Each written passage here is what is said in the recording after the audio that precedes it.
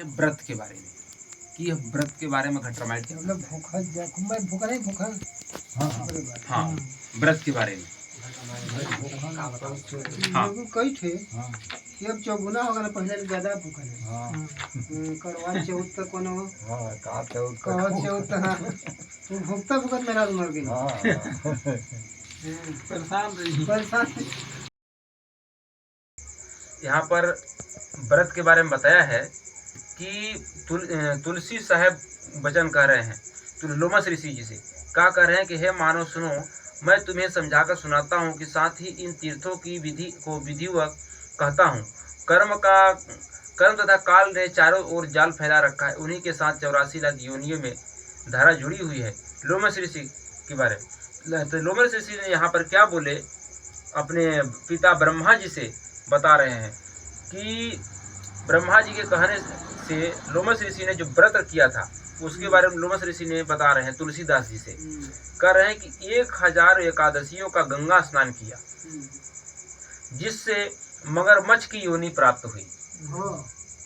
1000 वर्ष तक एकादशी का व्रत किया था, तो मरने के बाद क्या मिला, एक मगरमच्छ की योनि प्राप्त हुई। हाँ, अनेकों जीवों ने मार कर मुझे खाया। जब उन्होंने मगरमच्छ बना था तो अनेक जीव उनको मार करके खाया। और इसी प्रकार के अनेक अनेक कष्ट भोगे। जो तीर्थ थे मैंने सभी में स्नान किया। मैं जल जीव की अनेक योनियों में इसलिए भटकता रहा। मैं ऐसी अब कौन सी व्यवस्था का वर्णन करूं कि जल की आशा करता हुआ जल में ही समा रहा। आप ऐसी मुक्ति बतलाएं जिससे पिताजी इस भवसागर से पार उतर जाऊं। तो उनके पिताजी बोल रहे कि हे लोमस ऋषि, इससे सुन, ठाकुर स्वामी की जाकर सेवा कर, उनके चरणामृत पान या करते हुए व्रत साधिए, और हे पुत्र फिर सहज में ही तुम्हें मुक्ति मिल जाएगी। अब लोमस ऋषि क्या कर रहे हैं, 1000 वर्ष ठाकुर की सेवा की और उनके अतिरिक्त अन्य कोई दूसरा भेद नहीं समझा। विधि पूर्वक उनका ध्यान किया और मुझे उसका फल मिला, पाहन की योनि।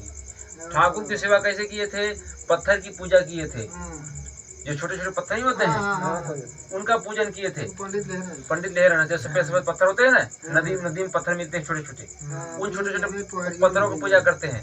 तो उसे क्या मिला था, पाहन की योनि मिली थी, पत्थर बन गए थे मरने के बाद। तो फिर बोल रहे हैं कि शिव की सेवा मैंने भांति भांति से की, साथ में फूल फल जल तथा चावल आछत चढ़ाया, मतलब शिवलिंग पर। इस प्रकार नियम से मैंने विधान पूर्वक उनकी पूजा की और अंत में पत्थर की योनि प्राप्त हुई। पत्थर की पूजा की, पत्थर बन गए। अनेक दिवसों तक पाहन की आशा करता हुआ और अंत में मैंने वहीं अपनी निवास स्थली बना ली।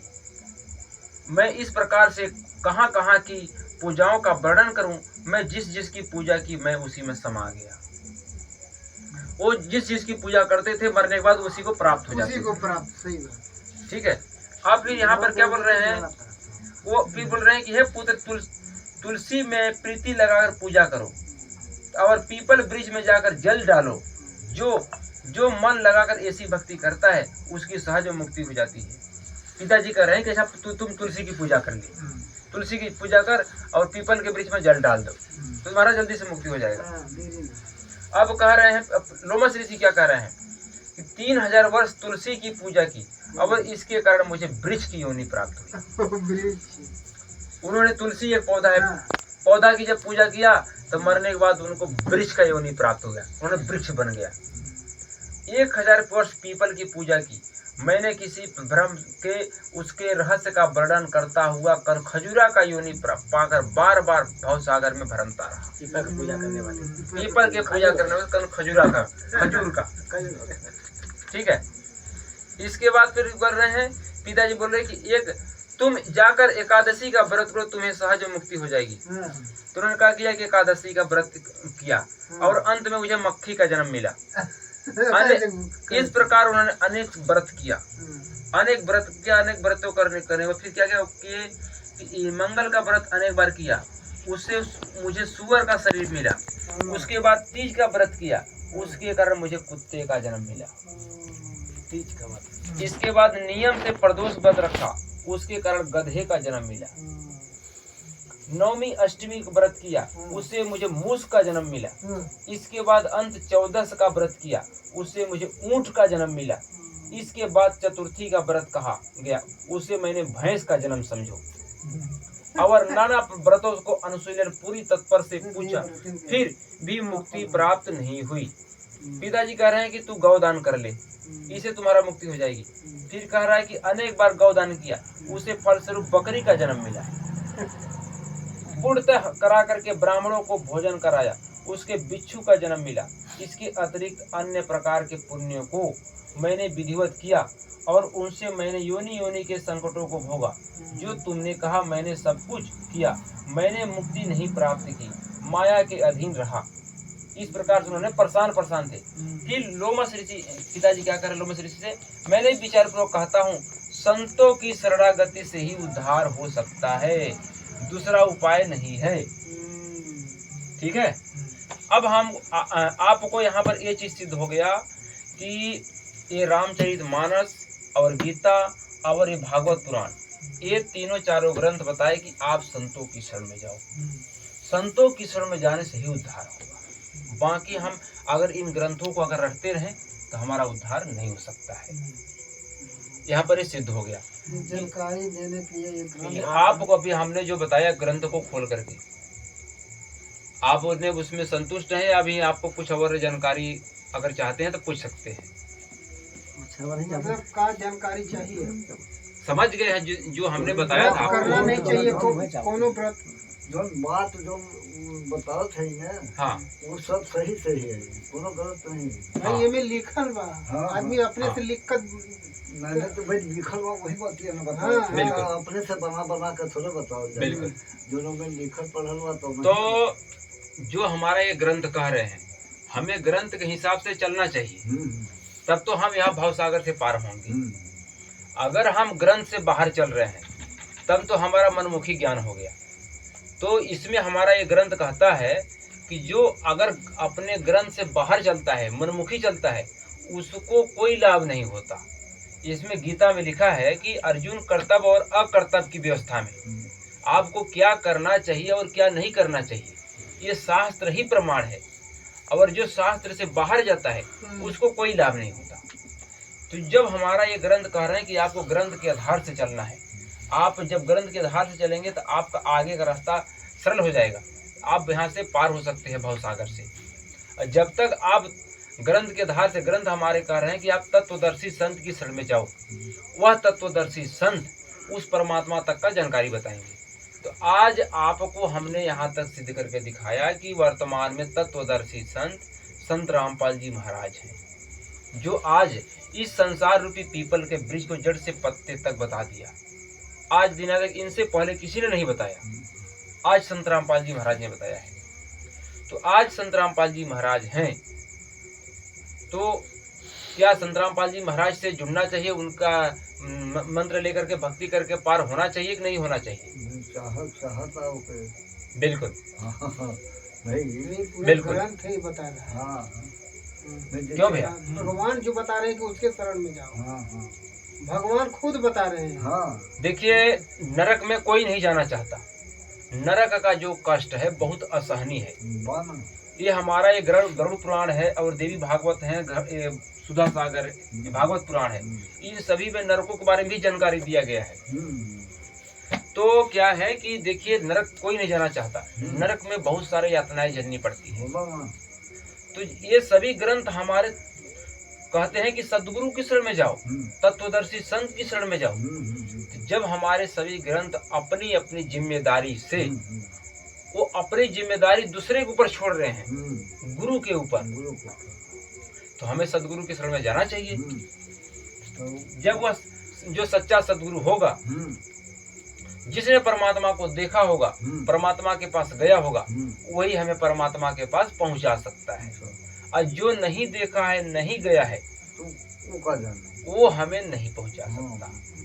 तो हमें उसके शरण में जाना चाहिए। ये गरुड़ पुराण भी उसी बात को कहती है।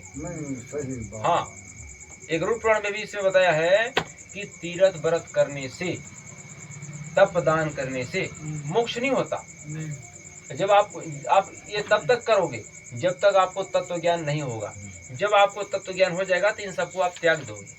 देखिए, तप, व्रत, तीर्थ, जप, होम, पूजा आदि सत्कर्मों का अनुष्ठान तथा वेद शास्त्र और आगामी की कथा तभी तक उपयोगी है जब तक जीव को तत्व ज्ञान प्राप्त नहीं हो जाता। जब तक आपको तत्व ज्ञान नहीं होता तब तक तो आप इसमें उलझे थे, लेकिन जब आपको तत्व ज्ञान हो जाएगा तो इन सबको आप त्याग करके आप परमात्मा तक का जो रास्ता मिल जाएगा उससे आप जाप करके भक्ति करके आप अपने पार होने के लिए आप वो खाली मतलब भक्ति करेंगे। भक्ति उठाओ। हाँ, बाकी आपको ये संसारी उलझन में ज्यादा पड़ने की जरूरत नहीं है। तो क्या आप संतुष्ट हैं? अब इस तो मानव शरीर के लिए आप अगर आप देखिए, हमारा कोई नहीं, ये पुस्तक आपकी है। अगर आप इस ज्ञान से अगर संतुष्ट हैं तो क्या आप तत्वदर्शी संत गुरु बनाना चाहते हैं? आप इस ज्ञान से संतुष्ट हैं? हाँ हाँ। अगर आप इस ज्ञान से संतुष्ट हैं तो क्या आप तत्वदर्शी संत की शरण में जाना चाहते हैं? भाई साहबा करता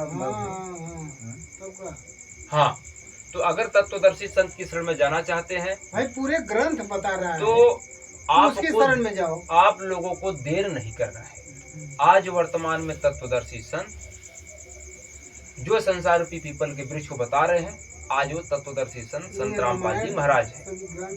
तो आज संत रामपाल जी महाराज की शरण में आप जाइए, संत रामपाल जी महाराज से को गुरु बनाइए और उनसे नाम दीक्षा लेकर अपना भक्ति करके यहाँ से पार होने की उपाय ढूंढिए, अपना कल्याण करेंगे।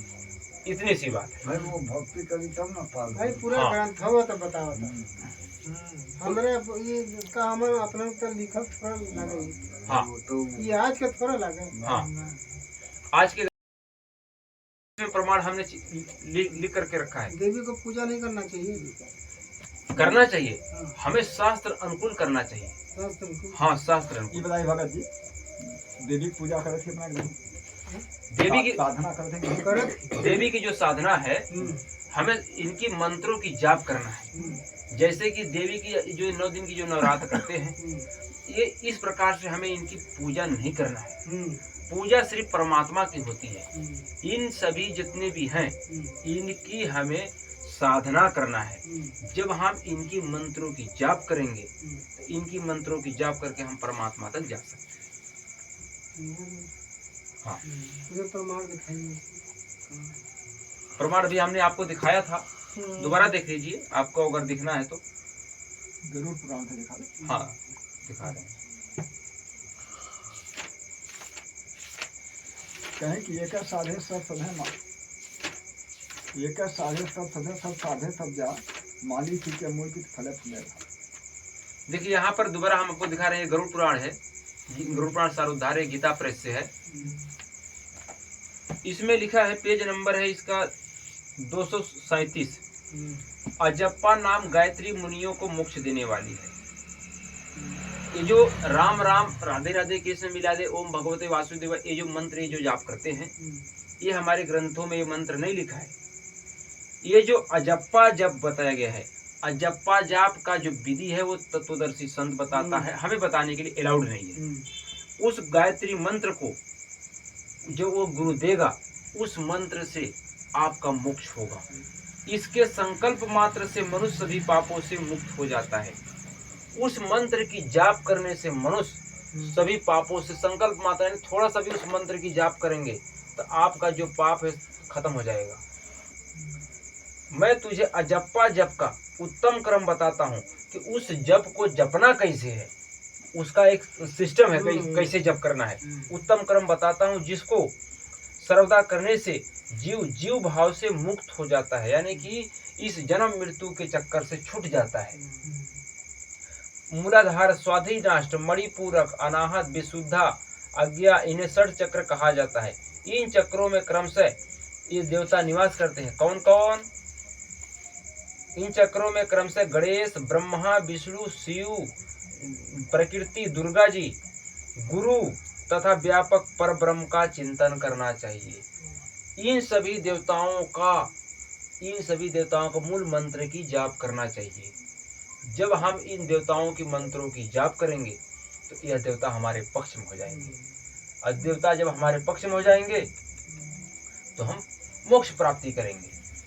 और जब हम इन देवताओं की जब मंत्रों की जाप नहीं करेंगे तो देवता हमसे नाराज रहेंगे। ये देवता इसे राधे राधे के से मिला दे, राम राम, इस प्रकार से करने से देवता हमें लाभ नहीं देते। हमें इन मंत्रों की जाप करना होगा। जैसे रामचरितमानस में लिखा था कि छोटा सा जो मंत्र है वह मंत्र आप ये ब्रह्मा विष्णु महेश को सभी देवताओं को अपने बस में कर लेता है। तो हमें इनके मंत्रों की जाप करना होगा तो हम मोक्ष प्राप्ति करेंगे। यही विधि है। देखिए रामचरित मानस में रोक ली। ये है आपका ये स्कंद पुराण है। स्कंद पुराण गीता प्रेस से इसमें बताया गया है कि जो हमें श्राद्ध पिंडदान करवाते हैं, जो ये 12-13 दिन की क्रिया होती है, तो कि श्राद्ध पिंडदान करने के बाद यहाँ से वो आत्मा लिखन करके कहा जाती है, श्राद्ध करने के बाद वह पितृलोक में जाती है। अच्छा, पितृलोक में जाती है। तो पितृलोक में जाने के बाद वहाँ पर तो यहाँ के लोग तो ये जानते हैं कि नहीं हमारे पिताजी, हमारे बाबूजी, हमारे फलाने वो वहाँ पर सुख से हैं। हाँ। तो आप इसमें जरा देखिए कि क्या वो सुख से हैं। हमारा एक ग्रंथ क्या कह रहा है, वो ग्रंथ बताएगा। हाँ, ग्रंथ बताएगा। ये है स्कंद पुराण, पेज नंबर है 1189। मर्त पितर बोले, मृत्यु वाले पितर बोले, दिव्य पितृगण, हम मनुष्य के पितर हैं। अपने कर्मों द्वारा मृत्यु लोक से स्वर्ग में आकर देवताओं के साथ निवास करते हैं, परंतु यहाँ हमें अत्यंत भयंकर भूख और प्यास का कष्ट होता है। वहाँ कुछ नहीं पाऊंगा। जान पड़ता है हम आग में जल रहे हैं। यहाँ के नंदन आदि वनों में बड़े सुंदर वृक्ष हैं, सब में फल लगे हुए हैं, परंतु उन फलों को जब हम हाथ में लेते हैं और यत्न पूर्वक जोर जोर से खींचते हैं तो भी वे डाली से टूटकर अलग नहीं होते। प्यास से पीड़ित होकर यदि हम प्यास से पीड़ित होकर हम देव नदी गंगा का जल हाथ में उठाते हैं और पीते हैं, तब हमारे हाथ में उस जल का स्पर्श भी नहीं होता।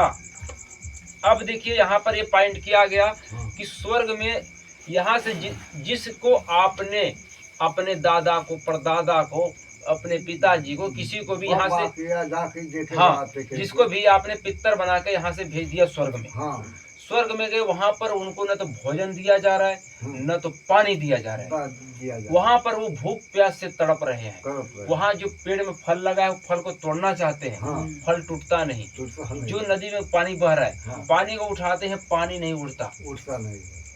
तो आपकी क्या जिम्मेदारी है? क्या उनके लिए आप सहायता नहीं करना चाहते हैं? जिन्होंने आपके लिए इतने बड़े महल देकर गया, जिन्होंने आपके लिए जमीन देकर के गया, तो आपकी जिम्मेदारी है कि उसको वहां से छुड़ाना।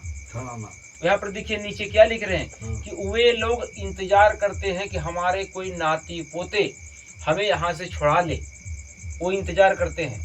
तो आप जो वहाँ पितृ लोग रहते हैं वो लोग इंतजार करते हैं कि कोई हमको यहाँ से इस कारागार से छुड़ाए। तो हमारा आपकी क्या जिम्मेदारी है? छुड़ाना।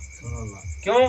क्योंकि वो हमारे हैं, जिन्होंने हमें इतना बड़े महल दे करके गए, हमें जमीन दे कर गए, हमें संपत्ति दे कर गए, तो हमारी फर्ज बनती है कि उनको उस दुख से छुड़ाना।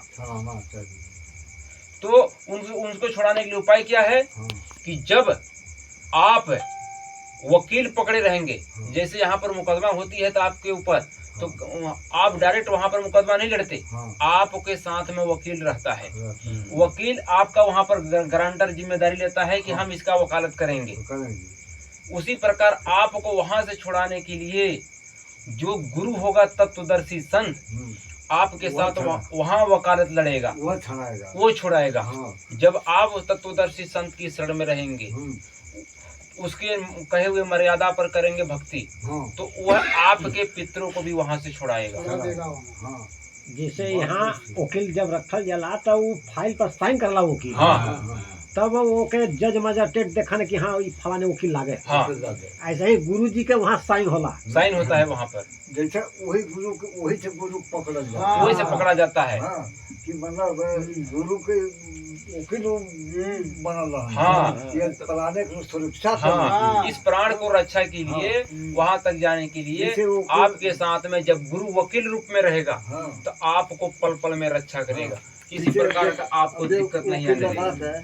पीछी पर गई नहीं तो पीछी पर तो हम ठाड़ वाली मगर वकील बात करता हूँ हाँ है ना। हाँ जैसे मरई तो जाकर साथ में रही हाँ मगर गुरु जे बात तेज ओकर वकील जमा करी। हाँ, जो भी आपको समस्या आएगी वो गुरु खड़ा होगा वहाँ पर आपके साथ में, हाँ हाँ वो मुकदमा लड़ेगा हाँ, आपके पक्ष लड़ेगा। में।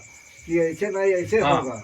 तो आप यहाँ से पार हो सकते लेकिन हैं। यहाँ गुरु नहीं बन गल है। हाँ ई गुरु वकालत करे लायक नहीं ना, नहीं, ऐसे नहीं। इनके मान्यता नहीं वो है। अधिकारी गुरु चाहिए। वकालत जब पढ़े बा ओके सरकार मान्यता देला। हाँ मना गुरु कर। ऐसे गुरु बने के लिए भगवान से मान्यता मिलल है। हाँ मान्यता गुरु। मिलता है। एक समय में एक गुरु होला। हाँ गुरु के प्रमाण यह दे हैं कि गुरु गोविंद दो खड़े काके लागो पाए बलिहारी गुरु आपने गोविंद दिया मिला। तो माने वही गुरु जो तत्वदर्शी संत होता है वही गोविंद को मिलाता है। हाँ ये नहीं कि माने जितना ही वाने जितना नरक में ठेल देता है। हाँ हाँ ये ऐसा गुरु नहीं कि तेरा पार लगा। यह कहे कि लोभी गुरु ये पेज नंबर इसका 1292।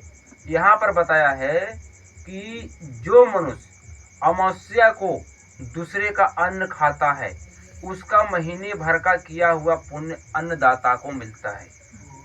जगह खावे। अमावस्या के दिन अगर किसी घर जाकर के आपने भोजन कर लिया तो महीने भर जो आपने कथा भागवत कीर्तन या गहन जो सुमिरन ध्यान भजन जो किए हैं जो उसमें पुण्य बना है, एक महीने का पुण्य जिसके यहाँ आप खाए हैं उसको चला जाता है।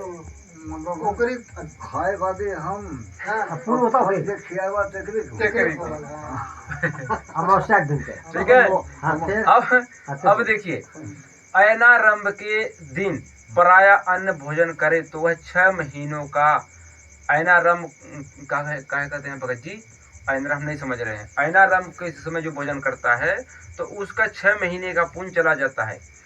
विषव काल में प्राण भोजन करने पर 3 मास का पुण्य चला जाता है। अयनारंभ उसको शायद कहते हैं श्राद्ध रात के समय भोजन करने से उसका 6 महीने का। श्राद्ध जन्म वाला श्राद्ध हाँ, यही बताओ। उस समय का जो भोजन करता है तो 6 महीने का पुण्य चला जाता है। अच्छा हाँ, फिर कह रहे हैं कि यदि चंद्र ग्रहण और सूर्य ग्रहण के अवसर पर मनुष्य भोजन करे हाँ तो 12 वर्षों से एकत्र किया हुआ सब पुण्य नष्ट हो जाता है। सूर्य ग्रहण चंद्र ग्रहण समय अगर भोजन कर रहा है तो 12 वर्षों तक का जो भी पुण्य इकट्ठा किया वो चला जाता है, जो तुम रही तो ना चला जाएगा। संक्रांति के दिन दूसरे का अन्न ग्रहण करने पर महीने भर से अधिक समय का पुण्य चला जाता है। मकर संक्रांति के दिन दूसरे के यहाँ अगर भोजन कर लिए तो महीने भर का पुण्य चला जाता है। तब वो करत ना चाहिए। नहीं करना चाहिए भोजन। दूसरे आद्य श्राद्ध, आद्य श्राद्ध यानी एकादश श्राद्ध में प्राण भोजन करने पर 3 वर्ष तक का पुण्य चला जाता है। एकादश श्राद्ध 11वें दिन का, जो मरने के बाद जो 11वें दिन का जो भोजन करते हैं ना, अच्छा तो उसका जने बरहो बरहो जो कहते हैं उनका 3 वर्ष का पुण्य चला जाता है। जैसे दोनों का गेरहो होता है हाँ, दूसरे घर जाकर खा ले तो 3 बरिस का पुण्य चला जाता है। उल्टा पाप भगल पाप हो गया। फिर देखिए, लिखल बाबू है। मासिक श्राद्ध मासिक श्राद्ध में भोजन करने पर 8 वर्ष का। पहले क्या होता था, देखिए हर महीने में श्राद्ध करते थे, लेकिन अब ब्राह्मण लोग सब एक बार फालन कर देते हैं। ठीक है, तो माने हर महीना फिर तिमाही छमाही ये हम हिसाब करते हैं। हाँ पहले कर रहे थे, तो बोल रहे हैं कि मासिक जो श्राद्ध होता है 1 महीना में 8 वर्ष का पुण्य चला जाता है। फिर छमाही जो श्राद्ध भोजन करने से जो 6 महीना में श्राद्ध होता है उसका जो भोजन करता है तो उसके आधे वर्ष का पुण्य नष्ट हो जाता है। आधे वर्ष का, आधा वर्ष का ही नष्ट हो जाता है अगर 6 महीने का श्राद्ध वाला भोजन कोई कर लिया तो पुण्य नष्ट हो जाता है। जो अस्थि संचय श्राद्ध में दूसरे का अन्न खाता है, उसका जन्म भर का पुण्य चला जाता है। जैसे मान लीजिए कि कोई मर गया है, उसका आपने गया था हड्डी उठा करके गंगा जी में डालने के लिए या कहीं नदी में बहाने के लिए, हड्डी आपने उठाने गया था, तो जिस घर का व्यक्ति मरा था उस घर में आपने गया तो भोजन भी कर लिया। अरे 3 महीना के दिन, ठीक है, तो 3 महीना के दिन लगे महीना उसको। आपका पूरे जीवन भर का पुण्य चला जाएगा। 3 महीना के दिन खाता।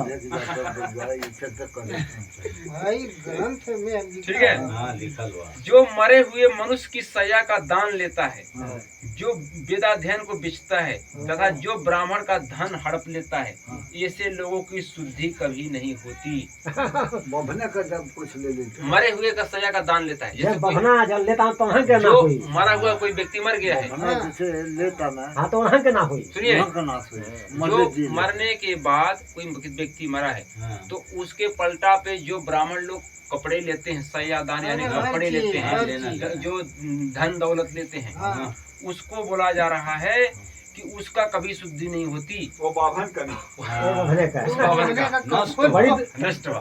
अपना ना सुवर्ण एक गाय अथवा आधी अंगुल भूमि जो चुराता है वह प्रलय काल तक नरक में जाता है। अरे दादा रे, जैसे किसी को मान लीजिए कि आपने गाय चुरा लिया या कोई मतलब कोई छोटी वस्तु, अगर कुछ अंगुल भूमि, कुछ भूमि हो गई, कुछ किसी को हड़प लिया, तो वो प्रलय काल ये तक, जमीन चुरा ले, चोरी करे वाले के नहीं। हाँ, वो उतने चोरी बदला हाँ नरक में जाता है।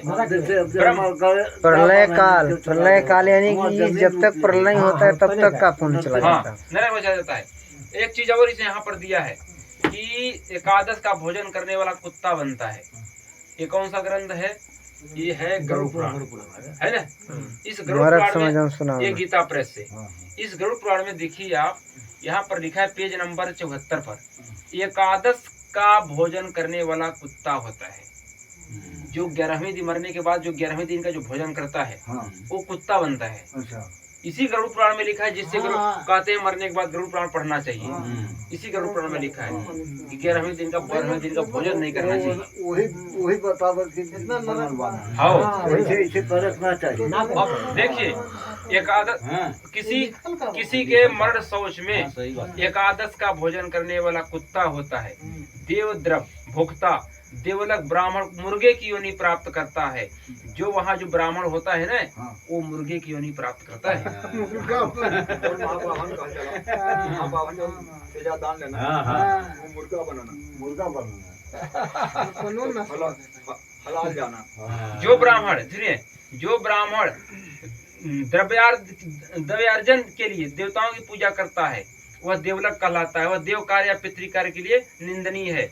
जो ब्राह्मण धन लेने के चक्कर में वो जो पूजा करवाता है ना, वह ना तो देवताओं की पूजा करिए, ना पितृ पूजा करिए, कुछ भी करने के लिए वो निंदनीय है, वो नहीं करा सकता। लेकिन आज ब्राह्मणों को छूट है, सब करो, चलता है। देख रहे हैं आपका ग्रंथ क्या कह रहा है। एक चीज का हमरे सब छोड़ दे वाली, हमरे सब छोड़ दे। अब पंडित की हड़कावा लगी। अब एक चीज और देखिए, एक चीज का अब जाकर झूल पर अब चल गए। देखिए, ये कौन सा ग्रंथ है? रामायण रामचरित। ये कौन सा ग्रंथ है? रामचरित। ये गीता प्रेस से है, जिसको रामायण आप लोग गाते हैं रात रात को। अब देखिए कि एक आप लोग का क्या पोल खोलता है।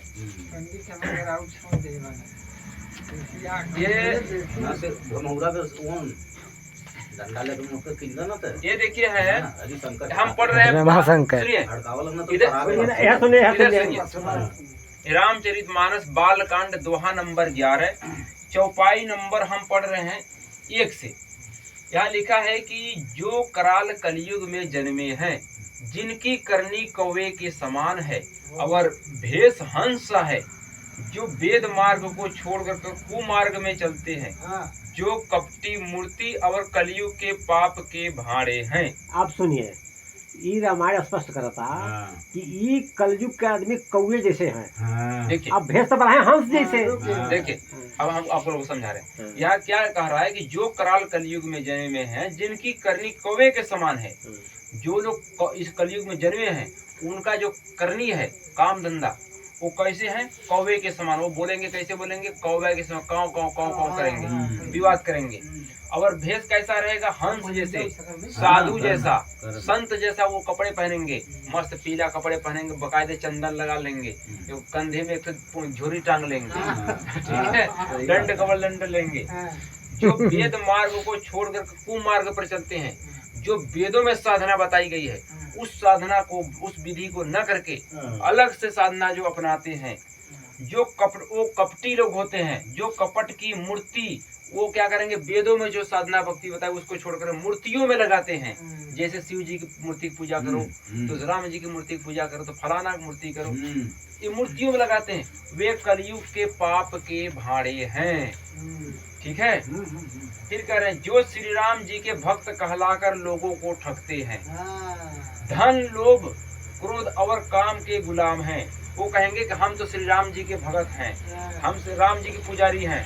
वो क्या करेंगे? धन लेंगे आपसे, उनके अंदर क्रोध रहेगा, बोलेंगे इसका दो नहीं तुमको श्राप दे देंगे, ठीक है। काम के गुलाम हैं, काम वासना भी उनके अंदर रहेगा। जो धींगा धींगी करने वाले, जो धींगा धींगी करने वाले यानी कहेंगे मतलब पाखंड फैलाएंगे, धर्म की झूठी ध्वजा फहराने वाले, दम्भी यानी पाखंडी, पाखंड फैलाने वाले श्री राम के नाम से, और कपट के धंधों का बोझ ढोने वाले बोलेंगे हम तो राम के भगत हैं, इतना 10,000 रुपए दान करो, 15,000 करो, 20,000 दो, तुम्हारा ये काम हो बन जाएगा, वो काम बन जाएगा। वो कपट के बोझ ढोने वाले। संसार के ऐसे लोगों में सबसे पहले मेरी गिनती है। तुलसीदास जी कह रहे हैं कि इन पाखंडियों में सबसे पहले हमें जुड़ लेना, सबसे पहले हम रहेंगे आगे, ठीक है। अब फिर क्या कह रहे हैं?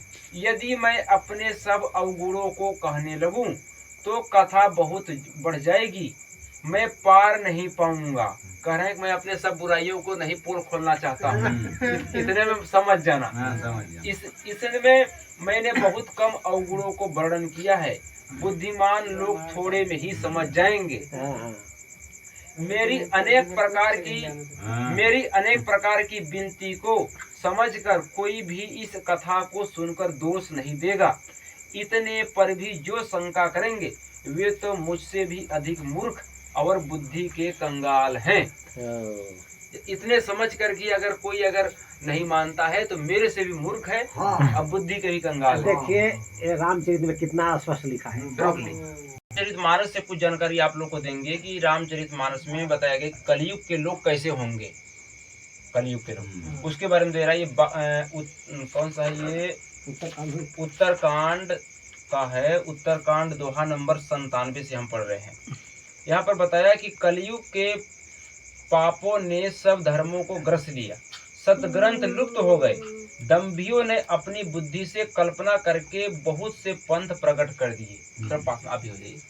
ठीक उनके आगे सामने आओ तो। क्या कर रहे हैं कि कलयुग ने सभी धर्मों को ग्रस लिया और लुप्त जो ज्ञान है लुप्त हो गया। दम्भिया ने पाखंडी लोग का के बुद्धि से कल्पना करके बहुत सारे पंथ, बहुत सारे मजहब, बहुत सारे धर्म बनाकर बट गए और सच्चाई से दूर हो गए। फिर क्या करें कि सभी लोग मोह के वश हो गए। शुभ कर्मों को लोभ ने हड़प लिया। लालच जो है शुभ कर्मों को हड़प लिया। ज्ञान के भंडार श्री हरि के वाहन सुनिए। अब मैं कलकी के कुछ धर्म कहता हूँ। कलयुग में न वर्ण रहता है न चारों आश्रम रहते हैं। सब स्त्री पुरुष वेद के विरोध में लगे रहते हैं। आज देख लीजिए कि वेद के अनुसार कौन भक्ति कर रहा है। वेद के अनुसार न कोई भक्ति कर रहा है न तो कोई विधि अपना रहा है। ये कलयुग की लक्षण है।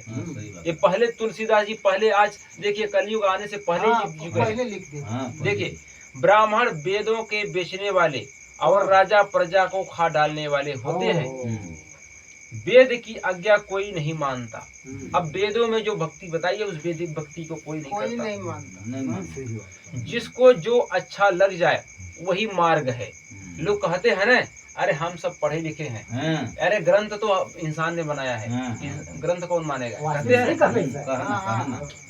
तो लेकिन कहे वाले शैतान होना। तो अब देखिए कि जो जिसको जो अच्छा लग जाए वो कहते हैं वही अच्छा है। जो डिंग मारता है वही पंडित है। डिंग यानी पाखंड जो फैलाता है ना, मीठी मीठी बात बोलेगा, बड़ी बड़ी बातें बोलेगा, वही कहेंगे अरे ज्ञानी व्यक्ति है, पंडित है। लेकिन वो पंडित नहीं होता, वो शोषण करने के चक्कर में बड़ी बड़ी बातें बोलता है। जो मिथ्या आरंभ करता यानी पाखंड फैलाता है, जो दम्भ में रत रहता है यानी पाखंड में लीन रहता है, उसी को सब कोई संत कहते हैं। ठीक है, जो पाखंड में लीन रहता है ना उसी को संत कहते हैं। एक कलयुग में जो जिस किसी होता ना, जो दूसरे का धन हरण कर ले, जो दूसरे का धन हरण कर ले वही कलयुग में बुद्धिमान है। और जो दंभ करता है यानी पाखंड फैलाता है वही बड़ा अत्याचारी है। जो झूठ बोलता है और हंसी दिलगी करने जानता है, कलयुग में वही गुणवान कहा जाता है। जो झूठ बोल करके झूठी झूठी बातें खूब बोलेगा, ऐसा बोलेगा कि लगेगा सच है, लेकिन पूरा पूरा झूठ बोलेगा, वही व्यक्ति कलयुग में गुणवान माने जाते हैं कि नहीं बहुत अच्छे हैं फलाने भैया। हाँ, अब फिर जो आचारहीन है, आचारहीन उनकी जो आचरण है बहुत गंदा है और वेद मार्ग को छोड़े हुए हैं, कलयुग में वही ज्ञानी है। आज उनको ज्ञानी बताया जाता है। और वैरागवान है जिसके बड़े बड़े नख नाखून और लंबी लंबी जटाएं, वही कलयुग में प्रसिद्ध तपस्वी है।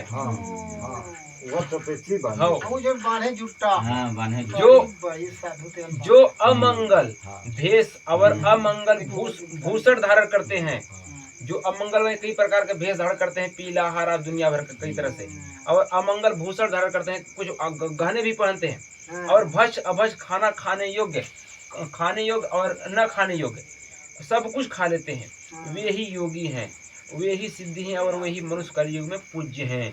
वो क्या है कि जैसे कि कुछ लोग ऐसे भी हैं मांस भी खाते हैं, शाकाहारी भी खाते हैं, सब कुछ भक्ष अभक्ष भोजन करते हैं। जितना नागा साधु सब मांस खाते हैं। तो वो जो चलती देखिए, अब कर रहे हैं कि जो भक्ष अभक्ष भोजन करते हैं उन्हीं को वास्तव में यहाँ पर पूज्य माना जाता है। बहुत अच्छे मीठी मीठी बातें बोलते हैं, वही ज्ञानी व्यक्ति है।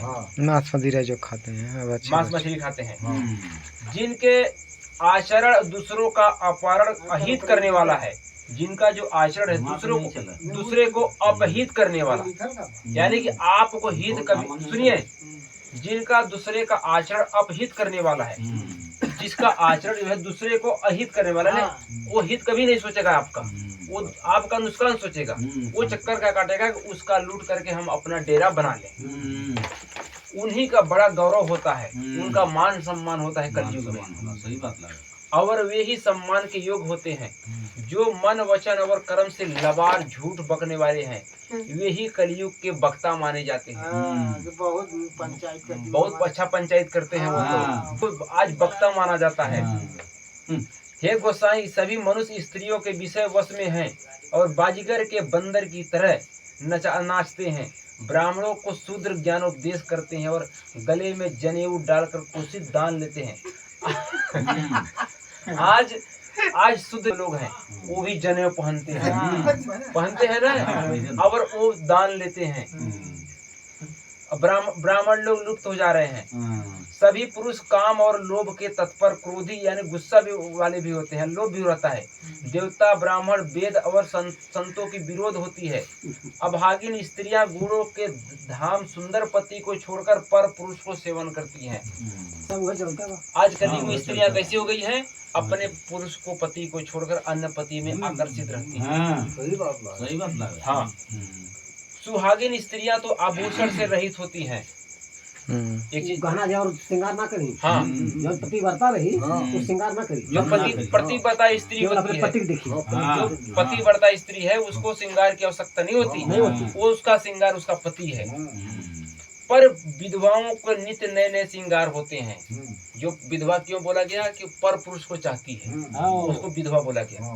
उसको नए नए श्रृंगार होते हैं। शिष्य और गुरु के बहरे और अंधे का हिसाब होता है कि मतलब कि सामने पर कुछ देखेगा बोलेगा, छिप करके उधर कुछ और बोल देगा, ऐसा हिसाब होता है उनका।